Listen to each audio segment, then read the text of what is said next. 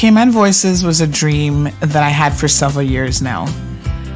It's about taking the power of storytelling to embrace our own collective history as a people. Through our individual stories, we're able to see the common thread that binds us together as one.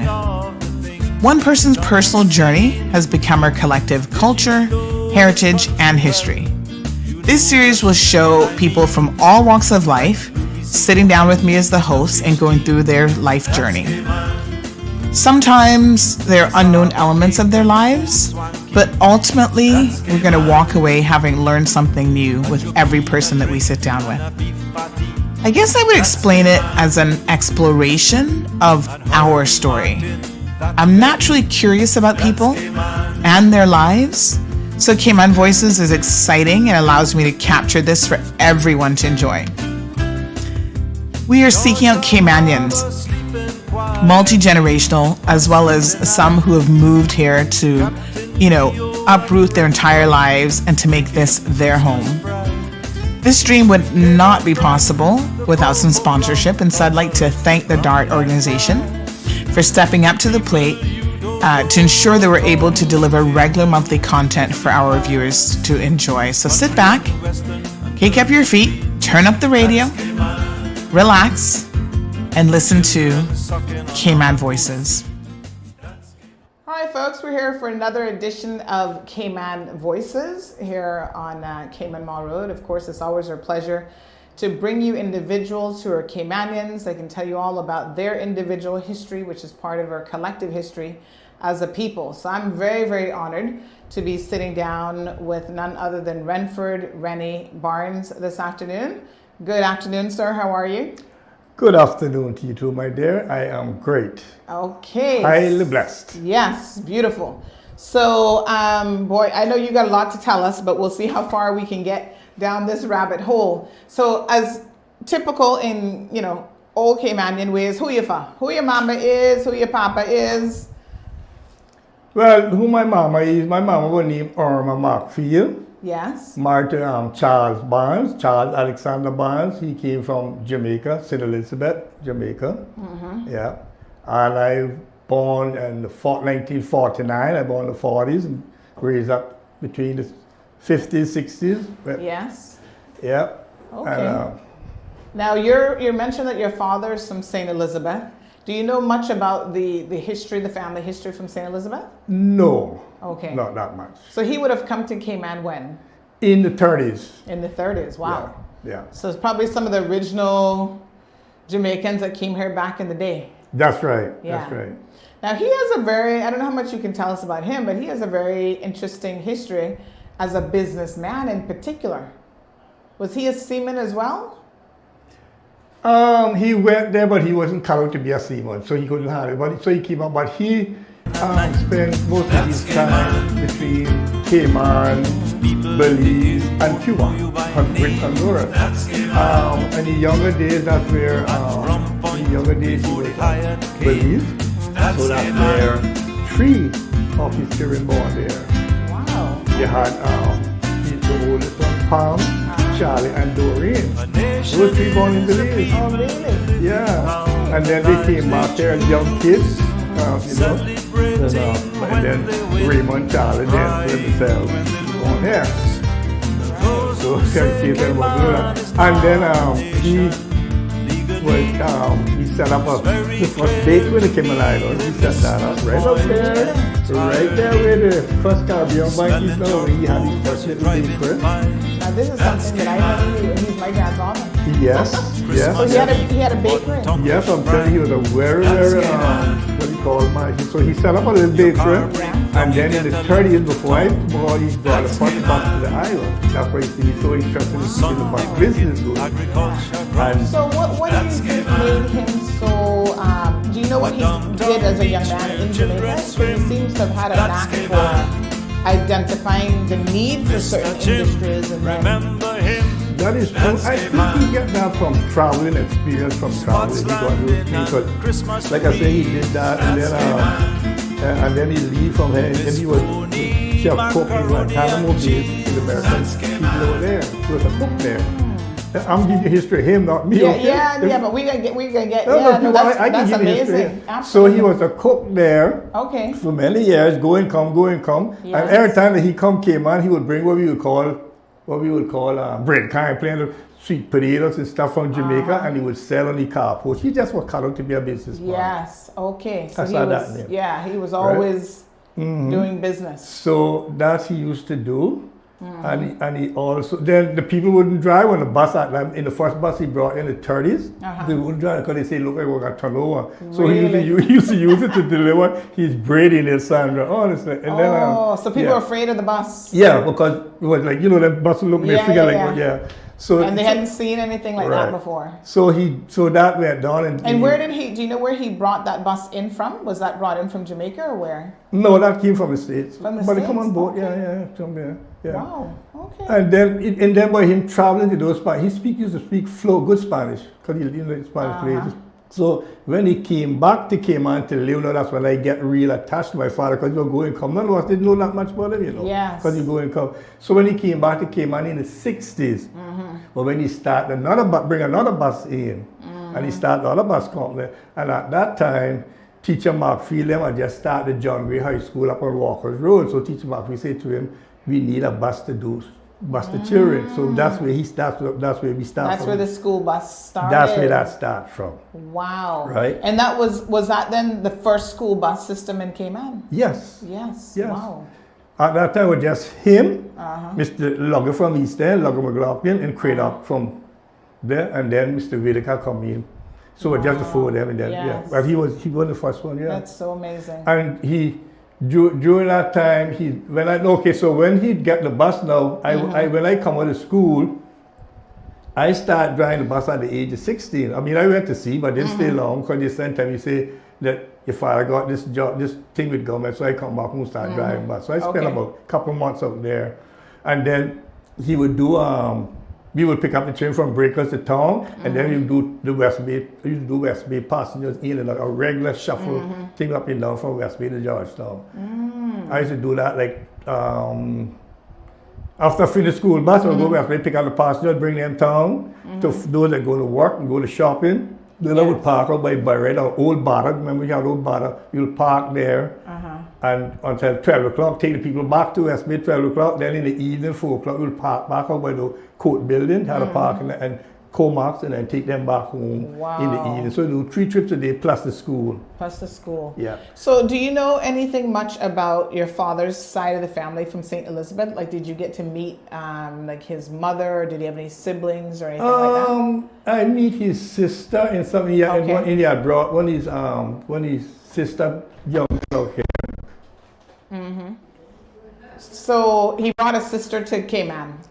No, his sister son. Oh, okay. He was named Denzel too. He was named after his son Denzel. But that was back in the early 70s, but he wouldn't stay because of too many mosquitoes.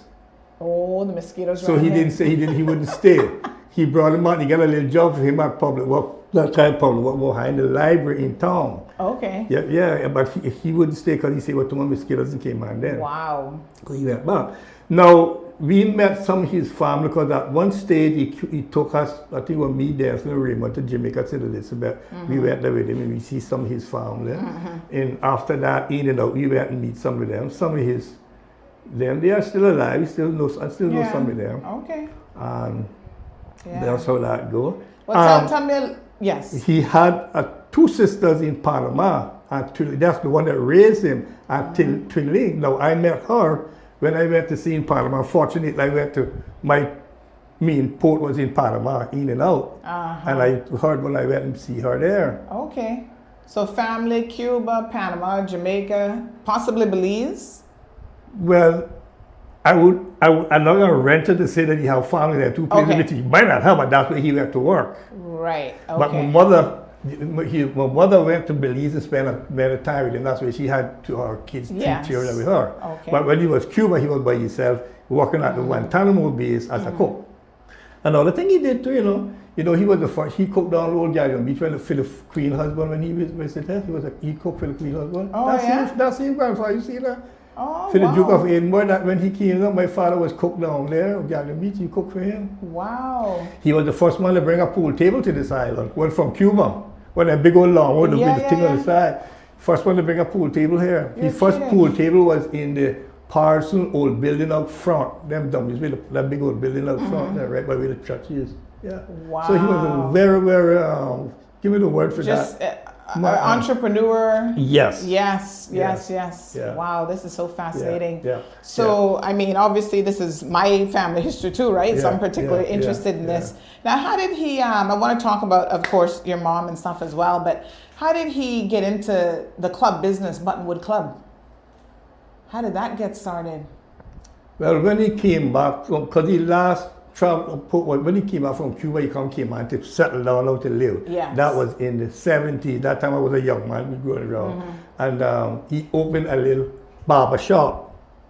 Okay. A little barber shop, because you do barbering too. So Wow, he was a jack of all trades? Yes, he was a big time barber. And at that time, he opened a little barber shop, and he had his friend and visited him, like A.J. Miller, Lemard, and Mr. Murray and all them, and they would go there and play checker, sit down and play checker all the time, but they didn't have anything to drink, so he would get a little beer, he would start getting beers and things, and there was a place for can of milk and stuff like that. Then he had his pool table next to where you see like your door, your little shop, that where the pool table was. And he started selling little beers and things like, and then all of a sudden he just went into the bar. So that's how he started the bar from there. Okay, Yeah, wow. yeah. So we're going to come back to that because I think he was also very smart about handling his money and businesses. So to yes. To this day, yeah. Some of those businesses live on. Yes, and I'm happy that I took that for, because I'm the only one that was kind of like raised up close under him. Kind of, the rest all went off to sea as and they'll come up, but I spent most of my time with him. Yeah. So he passed that along. Yeah. Acquired property and all sorts of stuff. He would save his money. He would save his money. And then after he started the bar, and then he started with a little barber shop, then he built on a little piece of the bar, then he started bar, then he built on the kitchen. That's where my mother started cooking out there. But that's where they get the big name about the cooking. So and then she went into the cooking there, and that's where the two of them just stayed out until this and you know. Okay. Wow. Truly amazing. Yeah. So let's talk about your mom's side of the family. So she's a Macfield. Of course, the Macfields all from Georgetown. That goes back, I think, for a very, very long time. So which of the Macfield clans do you know then who her parents would have been? See that again? Her parents. Who were her parents then? The Macfield parents. The Macfield her mother was Sarah Dixon, which is from the Nixon side. That means these Godfrey, them Godfreys, they was my grandmother was family to them. Oh. So we family. Nixon or Dixon? You said Nixon with an N or Dixon? Nixon. Nixon, okay. Which is Nees and Godfrey them, the Godfrey. Yes. Their mother and my grandmother was sisters. So my niece, they would have to call my mother cousin, something like that, yeah. Okay. So, so my mother was from East End, them Dixon, my pa was a Macfield from Bordentown. Okay. Grandpa, Lemuel Macfield is from Bordentown. From Bordentown, wow, okay.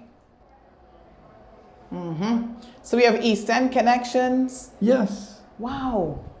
Our grandmother was from East End. My mother was from my mother was from East End. So my great grandmother was an East End. Was an East Ender. Yeah. Wow, I never knew that. And your great grandfather Lemuel Macfield was a Bordentown, come to the Bordentown. So you see the one is called Bud Macfield. Bud, his family. He come to the Bordentown. So, but I thought all the Macfields would be Georgetowners. No. They descend the Macfield. Most of them descended out of Bordentown. Really? They come start from Bordentown. They come in, but they come town and it's my. Yeah. Okay, that's amazing. Yeah. So she, by profession, then was with grandfather as helping him around with the business, just being a mother and that sort of thing. So you said she used to cook. Yeah, because they had she was a cook. They opened a restaurant too. And they had a big restaurant. Them days they have like a lot of people used to eat there. So she used to cook then. She started doing the cook. Because in them days, all housewives could cook. And make cake, that's all they used to do was cook. Yeah. Yeah, You yeah, know, yeah. so she started cooking, and then he was a cook. So they opened a little restaurant, and she used to have people like Miss Francis, local people like Francis, Ramon, and all them to come and help her work for her, and both Cayman. Yeah. And they were very successful. Wow. Yeah, the business. Do you know how the two of them met, like how their paths crossed, your parents? I don't know, because she said he came on as a young man, like in the teens, when he met her. Okay. Yeah, he came on sailor boat. Them time a boat company. Yeah, so sure. We don't know how he got down from sailors to get there, but he did. Yeah. Okay. Yeah, that's Very how he gets there. fascinating. Yeah. All right, so let's talk a little bit about you then. You're one of how many siblings? What Ryan? You got 2 girls? It was And six in total. Six, and you're which number? I'm the last one. You're the baby then. Yeah. Okay. All right. And what was it like growing up in this, large family? You have some older brothers. You said they went off to sea, and sisters and everything. What was it like growing up in that family? You'd say. Well, it was great.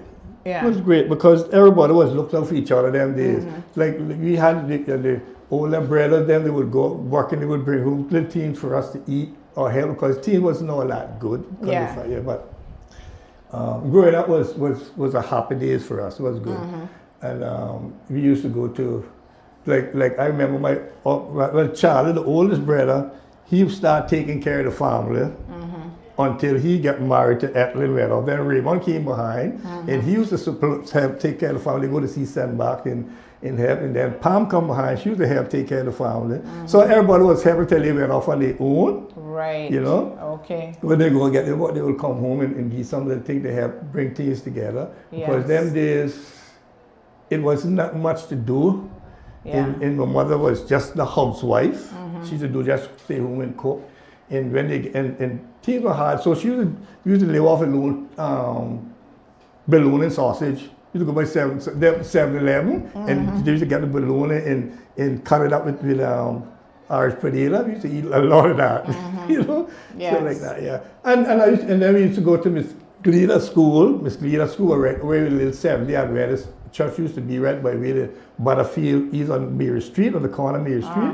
Miss Gleader had her little school, and then in the 70s. So we of course, tell us a little bit about what you remember about Miss Gleader, because, everybody probably has heard that name if you're a Caymanian and you've been around for 40 years. So Miss Gleader was kind of like the first, you would say, kind of daycare, primary school service available in Georgetown. Yes. Because I say that to say this, that we at a tender age of like 5 and 6 going to Miss Gleader, when you get there, she would take you in and she would already had tea ready for us, field grass tea, and things, and we would have to go home for breakfast, supper, dinner time, what we call lunch, break time. We would run home and get something to eat. But in the morning, she had tea for us, or the big old flat jack. Remember the big old flat jack where they make the frying pan? Yes. I call that the first stage of pizza.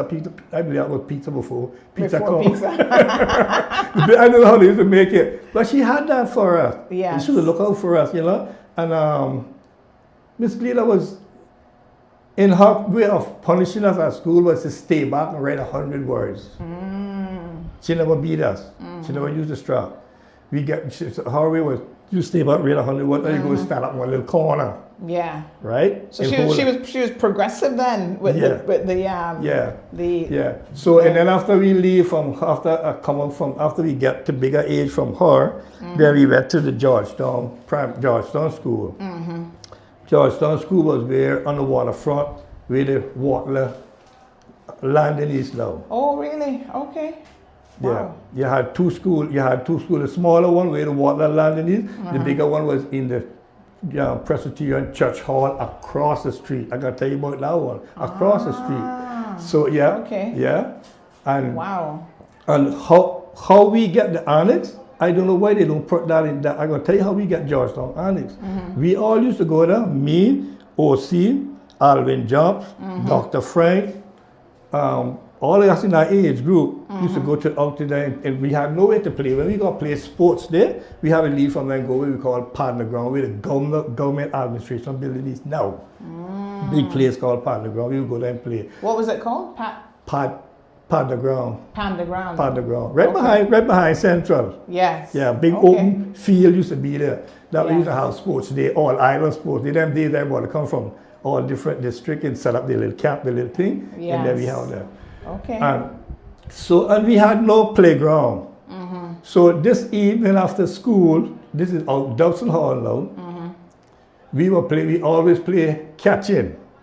So behind the school, where we call the big school was the church hall, was a couple of blowholes. That was behind. You had the school, then you had the Parson little old bookshop where they had a little bookshop on the rock on it. And Dr. Frank went down in one of the blowholes and he couldn't swim. Oh wow. And he started going up. So Elder Nixon had a plastic line, because we all walk on the line to fishing. He threw the line down and Frank could grab that and pull him up there. We pulled Frankie up. Wow, so he saved his life then? Yes. So after we pulled Frankie up now, then all the parents heard about this child almost get drowned behind the attic. So they say, something, we need a school for our children. We have the government got to do better. This is what we're doing. It's time to take them off the waterfront. And believe you me, Sandra, like 2 days after that, the parents come, lone woman, come all the men out to see. The only man there was the children from school, the adult, but all adult women. My mother, Awawa, Onisha, they removed Mother Francis, the whole bunch, they all come, and they took us all to the school.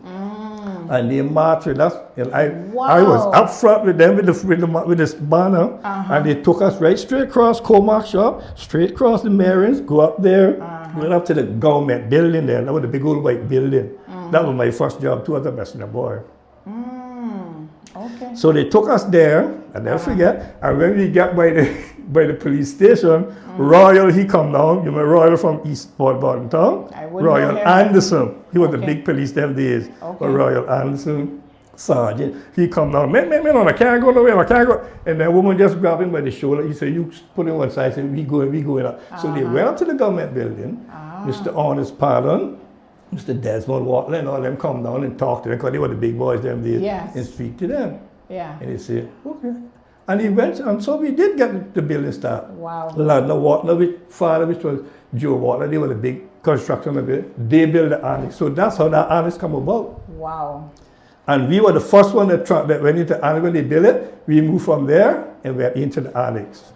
Wow. At that time, Georgetown, they call it Georgetown Primary School, but the annex, That is amazing. That's how that come about. So we stayed there until that's where we finished our school. Then they had another little center on the side, we call it, I forget what that would need. That's where when the children that were real bright would go there, from there they go off to Jamaica. So you had Roy, Born and Lillian, Archer and all them, they went there. And from there they went off. But that's how that Georgetown school come about. Right. So after primary school, there wasn't a high school yet? No. Oh wow. When you finish that, you go to see how you go find or go work. Okay. So when I finished government school, at the tender age of 16, I started doing messenger boy for government.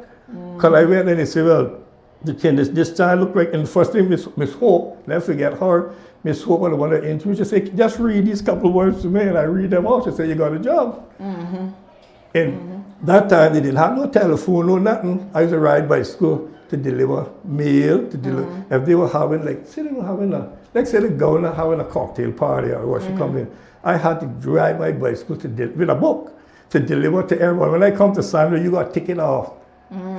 Everything was just manual delivery. Yeah.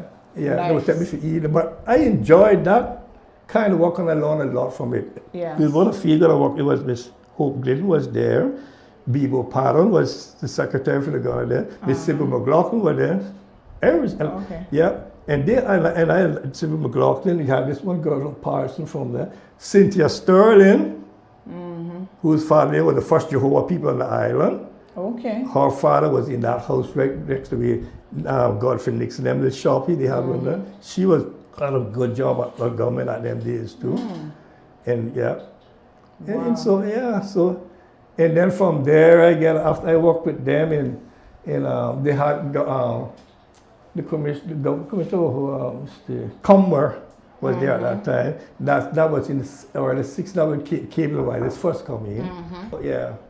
So we were talking a little bit about some of the people that you met working in government and how you enjoyed that first job that you had. How long then were you on the job as messenger? How long did you do that for?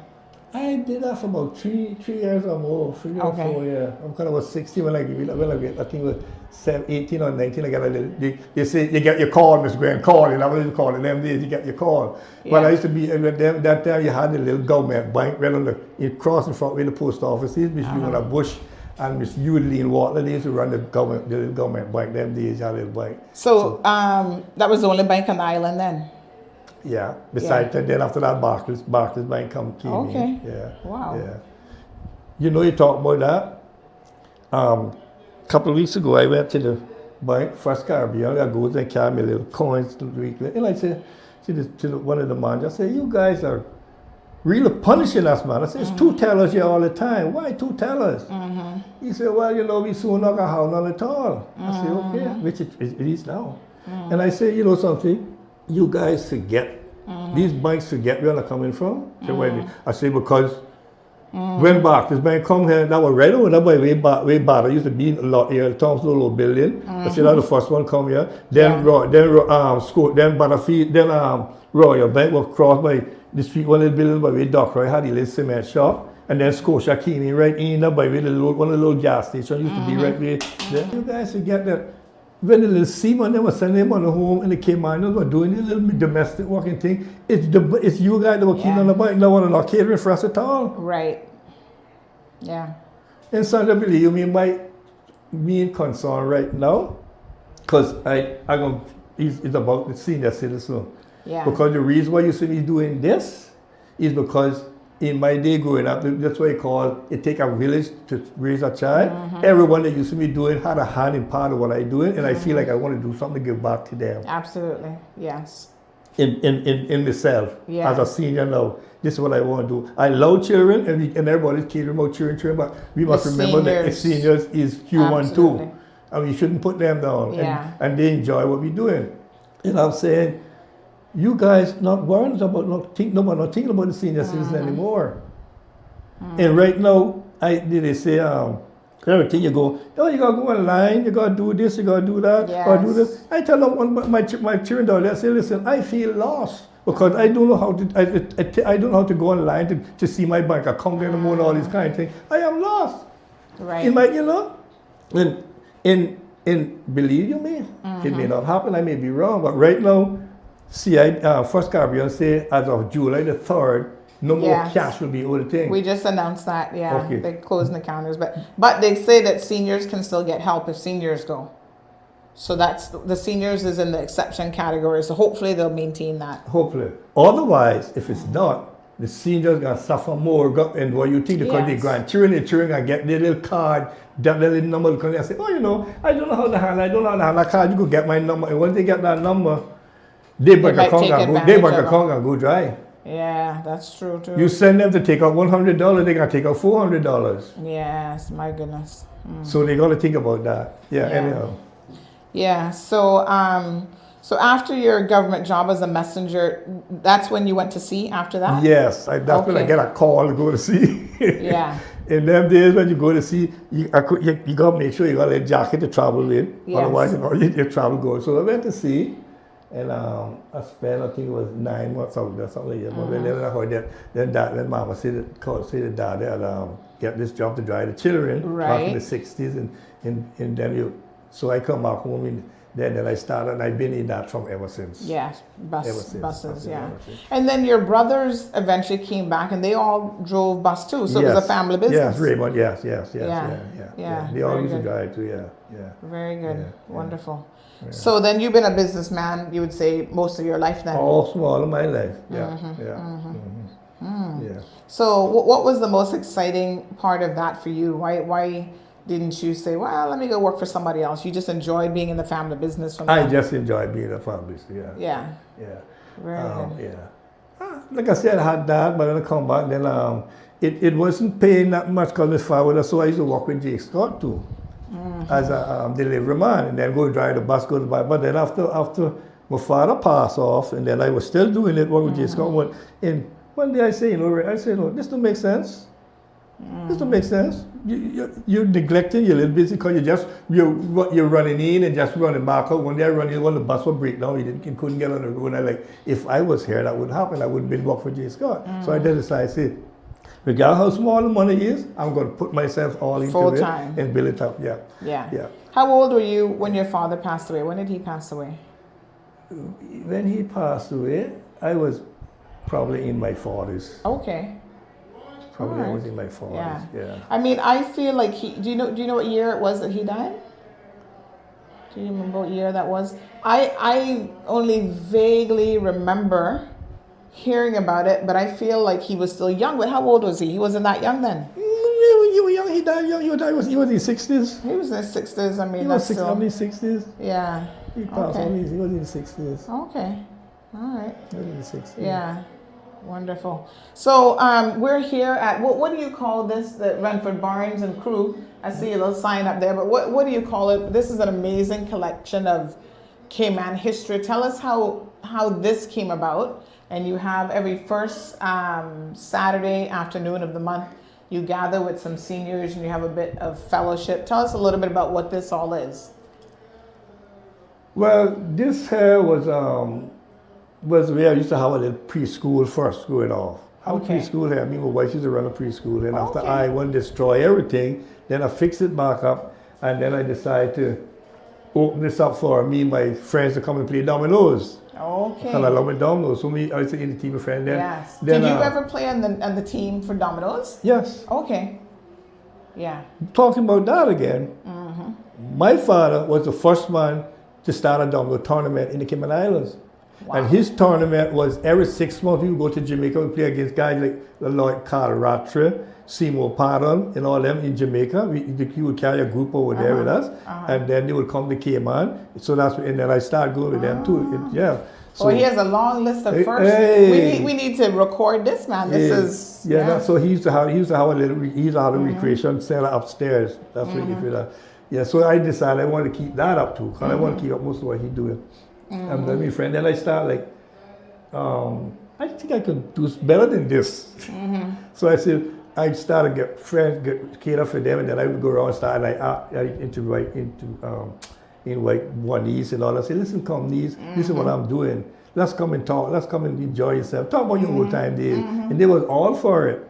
And then I started getting pictures all over and going around getting pictures and that's your collection of newspaper clippings and photos and everything is amazing. Can you grab one of those little books and tell us what this is? Did you put these together?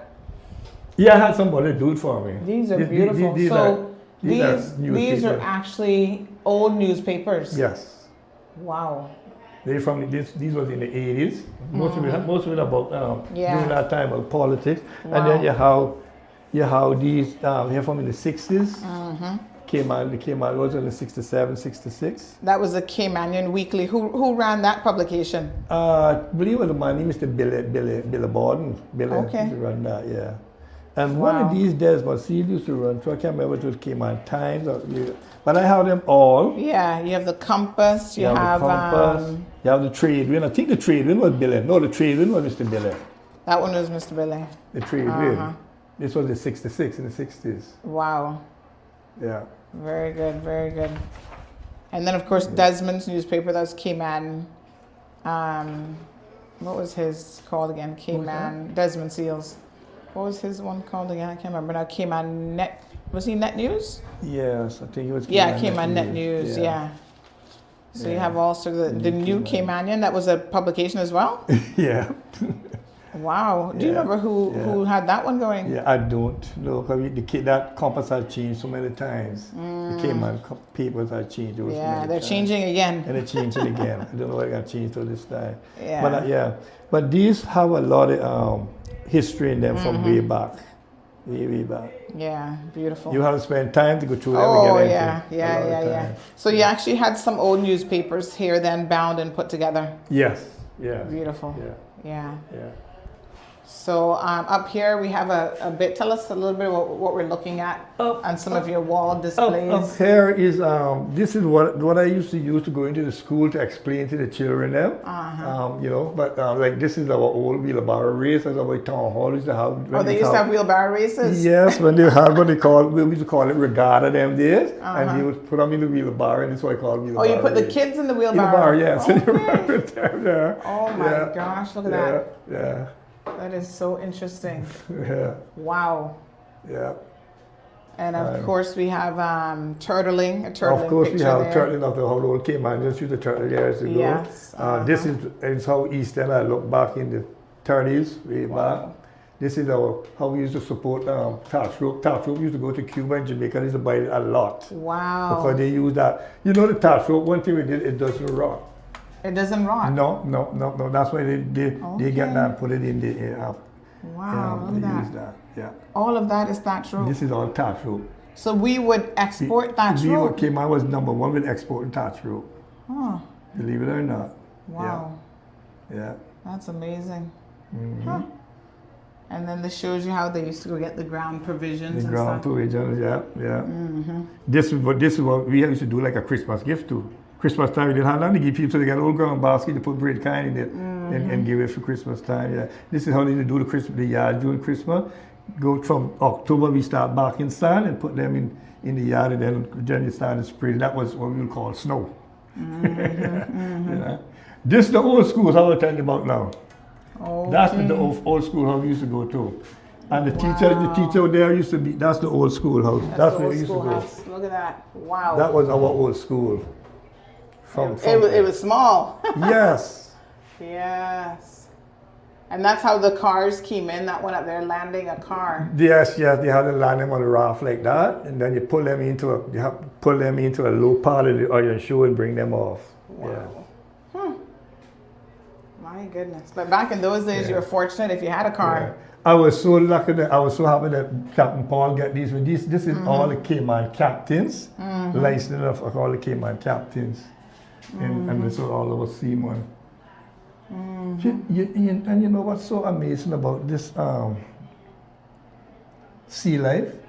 You got these guys that goes off to sea from the age of 12, 16, and 18. Right. And at the end of the day, they wind up as chief engineers, as captains, and all that. And I'm saying, suppose those guys have went off to college. Wow. You know, Cayman, they were all gifted. Yeah, so, for sure. Yeah. Wow. So this Liberian Masters, that was the top of the list up there. Yes. Yes. Yeah, wow. So interesting. So there's Captain Paul Hurlston there. That's him, yeah.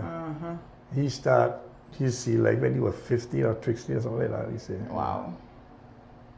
So amazing. Lots of ships. From when? These ships are the one that your Uncle Raymond all went on. It was all of his ship that he went on. I went on one that was a bulk ocean, and I can't get that picture.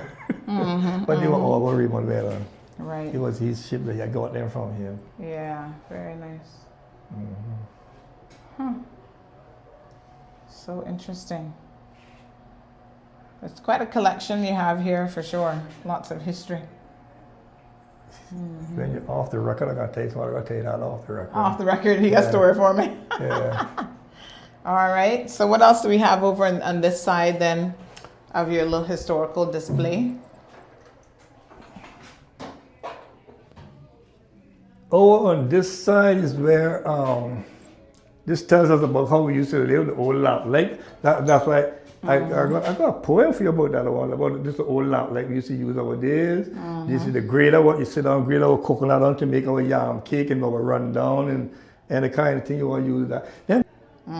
Them days, everybody used to make cake. Like a young boy, we had to, like I was telling you earlier, that it took a village to raise her. We would have Aunt Artie or my Aunt Mamie. Don't care what you do, you're playing marble or flying kite, they come and say, I need you to go to Shirley shop to get rice from or go down to 7-Eleven to get some kerosene. We had to leave it and go. But the thing you come back, they had a piece of cake to give us. Because everybody used to have cake in the yard them days, a piece of cake or something. So we didn't mind, I enjoyed it, we come back bright, you know, so. This is the old iron. Go in, iron, sit down and wash my clothes on, yeah. And this is the broom, the touch broom, the wampers, you know. This is the rope that I tell you that don't want this. And when I was younger, though, people had a saying, say, tying long and rope. I was wondering what they mean by that, but that's a different thing. This can stretch from here to east end, but time still walks it out. That's a good saying, tying longer than rope. They know what they mean when they say that. Yes. Yeah. This is the old rosemary broom, what we used to use to sweep the yard. Okay. And on Sunday time, the part going into Westbury, you see them Westbury sweeping the graveyard with that and the jacket on. That's the back how they used to walk. Oh, wow. Yeah, this is the calabash. You know, that's what I want to carry this history to our children. I see I went into school with them, but I carry a green one, not the dry one. And those children sit on there, oh, that's a pawpaw, sir. No, that's a pumpkin. They do not know what a calabash was. Wow. So I explained to them what it is. And then I show them after you tell them that this, like how it is now, this is what they would use for water cooler on the boat, or when they go fishing or in the ground. Then they would cut it out and they would use it to bail the water out the boat also, or they would use it to eat. So that was could use for many different things. Yes. Yeah.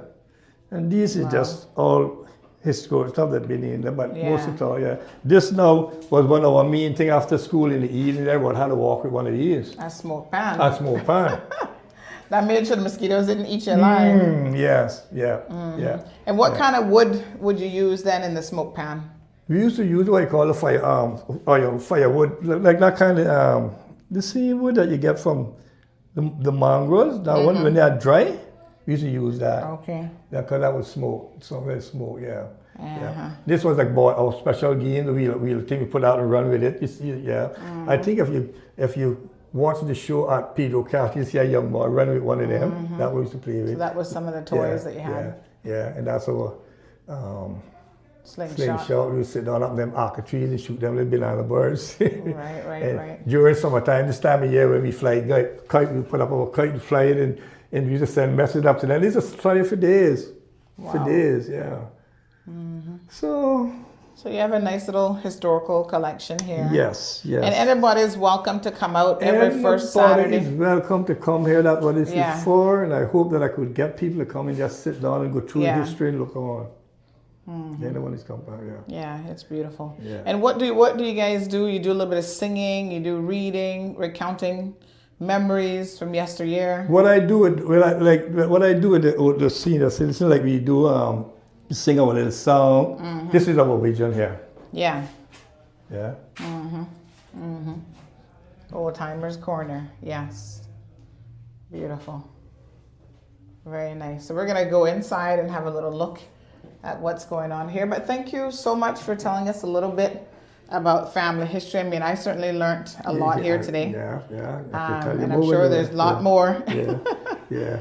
As a matter of fact, just a little touch on the Markfield family. Steve Markfield was the first grandchild to the Markfield family. Oh, yeah? From my he was the first grandchild. So I got a picture and we see him sit by Pine Mark. Yeah. Wow. And my family wall is over there. Okay, so we'll go over there and talk about that a little bit later as well. Beautiful. All right, so we'll move on over and get some more history. Yeah. A Visit to Cayman, written by Renford Barnes. Foreigners visit the Cayman Islands from all over the world. They travel on Northwest, American Airlines, Air Jamaica. To name a few, they even travel by a cruise line, sure they do. Getting to holiday in our little paradise is key.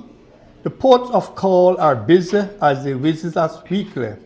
But those who fly Cayman Airways says that they get the first taste of good old-time Cayman hospitality, tender loving care to the T.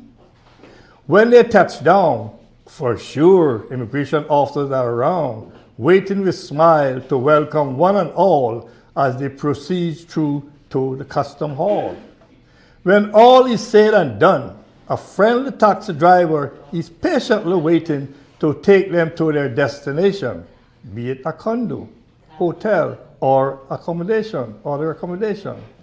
There are lots of funny things to do the whole day through. And when they see the white sand and crystal clear water, they hold their breath and just can't wait to get their feet wet. If hunger knocks at the door, there are so many restaurants to choose from, the fast food or local dishes, whichever they wish.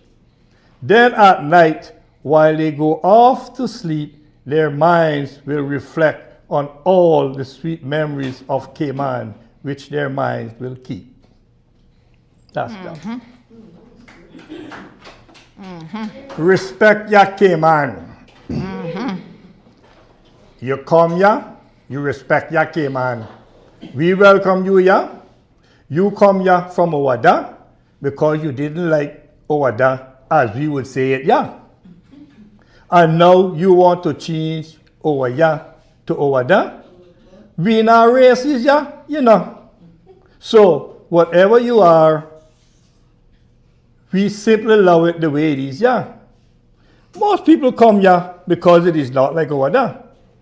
However you get here from Owada and don't like it, yeah, you is welcome to leave with no fare, sir. If you want here to be like Owada, you should not have left Owada to come here. So respect ya Cayman. Because me born ya and me love ya Cayman. So you respect ya Cayman because me nah leave ya. That's that. Respect ya Cayman. Don't drink and drive. Drinking and driving is cool. Drinking and driving is fun. But who will be the one? A friend or just another one? For it's not fun when the undertaker comes. Stay alive. We all love you. You are a mother's child or a friend's friend. So don't drink and drive. We love you alive. For God's sake, say no to drinking and drive. Stay alive. 25 miles an hour? What a friend we have in Jesus. 50 miles an hour? How great the Lord. 60 miles an hour? I'm coming home. 80 miles an hour? Never, my God, to thee. 100 miles an hour? It's finished. It's finished.